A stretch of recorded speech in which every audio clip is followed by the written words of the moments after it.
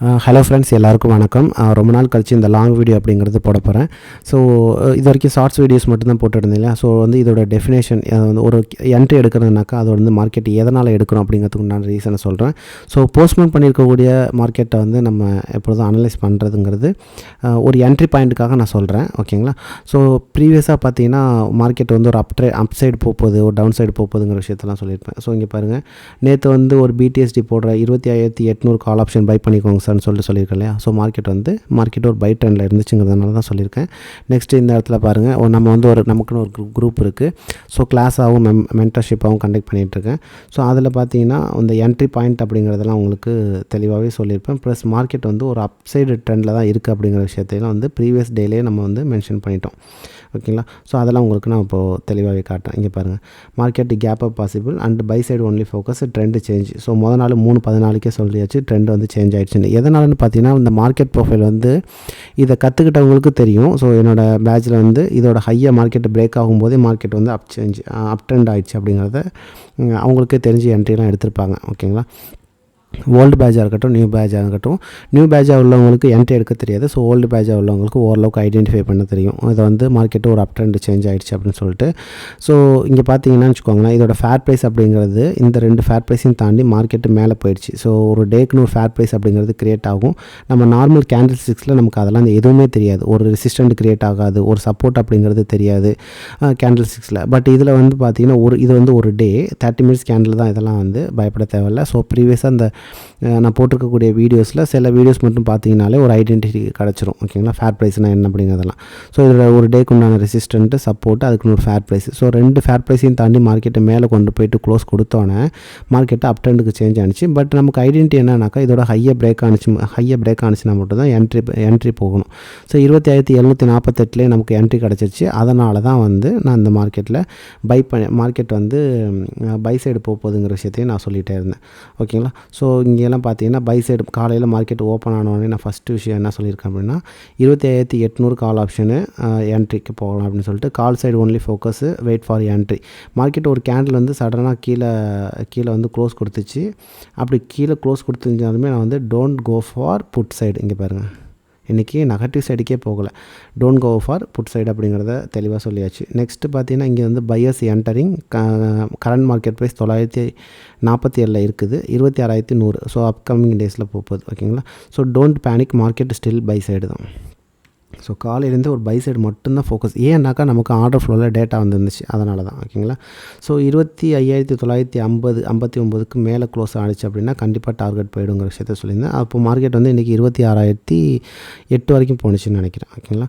So அதையும் before 190, 192 இருக்குது. So safe exit ஆகிட்டு 25,950க்கு மேலே க்ளோஸ் வச்சாக எடுத்துக்கோங்கன்னு சொல்லியிருக்கேன். டைட் அக்குமுலேஷன் ஆகிடுச்சு.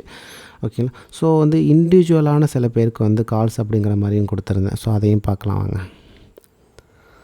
இதில் நமக்கு சந்தோஷ் அப்படிங்கிறவங்க இருக்காங்க, நம்மளோட கிளைண்ட்டு. ஸோ அவங்க பார்த்திங்கன்னா என்னோடய கிளாஸில் பேட்சில் படித்தவங்க தான். ஸோ அவங்களுக்கு என்ன அப்படின்னு சொல்லியிருக்கேன்னு பாருங்கள். இதில் 10:22. ஓகேங்களா. 25,800 கால் ஆப்ஷனு 180க்கு ஒரு காலை பை பண்ணிக்கோங்க. ஸோ ஸ்டாப் லாஸ் அப்படிங்கிறது வேணான்னு சொல்லியிருந்தேன் ஃபஸ்ட்டு. அப்புறம் ஒரு 5 நிமிஷத்துலேயே ஸ்டாப் லாஸு 180க்கு வச்சுருக்கோங்க அப்படின்னு சொல்லிட்டேன். ஏன்னா 189க்கு மார்க்கெட் போயிடுச்சு. நம்ம எடுக்கிறது பார்த்திங்கன்னா ஒரு பர்ஃபெக்டான என்ட்ரி பாயிண்ட்டு. 180க்கு மேலே போகணும். டார்கெட்டு 230 அப்படிங்கிறது அடிச்சிச்சு. ஓகேங்களா. ஸோ நெக்ஸ்ட்டு பாருங்கள், அதே மாதிரி 230 அடிச்சுட்டு திருப்பியும் பார்த்தீங்கன்னா 193க்கு ஒரு என்ட்ரி. ஓகேங்களா. சேம் 193க்கு ஒரு என்ட்ரி.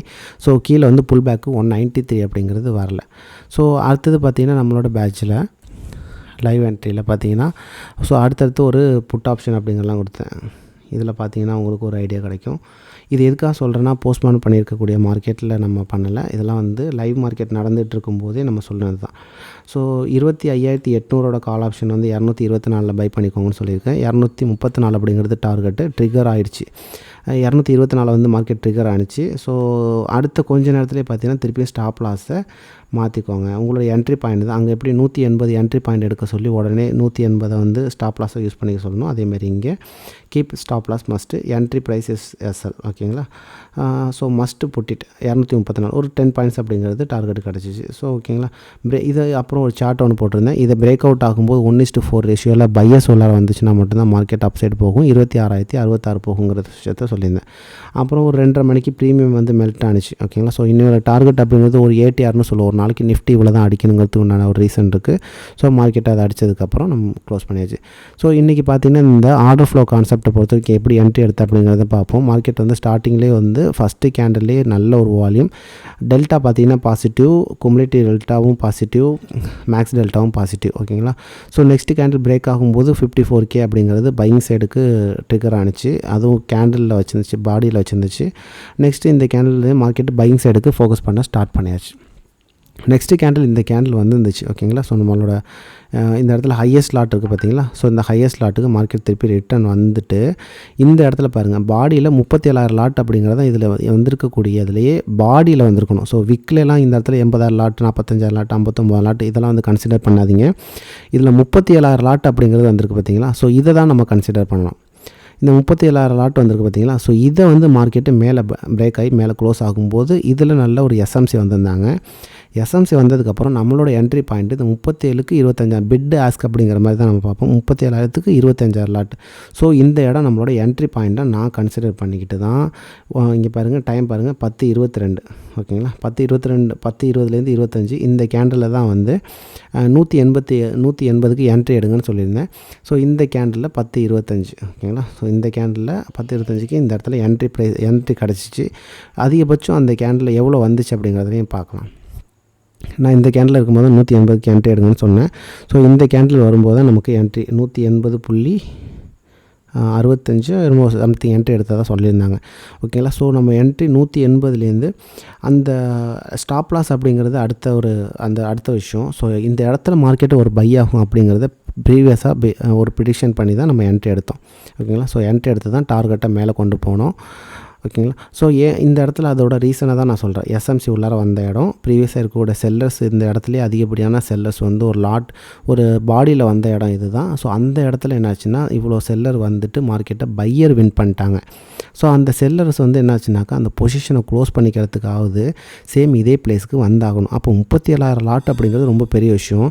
அதை அவங்களோட பொசிஷனை க்ளோஸ் பண்ணிக்கிறதுக்காக இந்த இடத்துல வந்துட்டு பொசிஷனை க்ளோஸ் பண்ணிவிட்டு மார்க்கெட்டை மேலே கொண்டு போயிடுவாங்க. ஓகேங்களா? ஸோ இந்த இடத்துக்கு வரும்போது என்ட்ரி எடுத்தாச்சு. என்ட்ரி எடுத்து மார்க்கெட்டை இவ்வளோ தூரம் புக் பண்ணியாச்சு. ஓகேங்களா? ஸோ இப்படி தான் வந்து என்ட்ரியோட ரீசன் இப்படி தான். ஸோ ஆர்டர் ஃப்ளோவில் நிறைய கான்செப்ட் இருக்குது.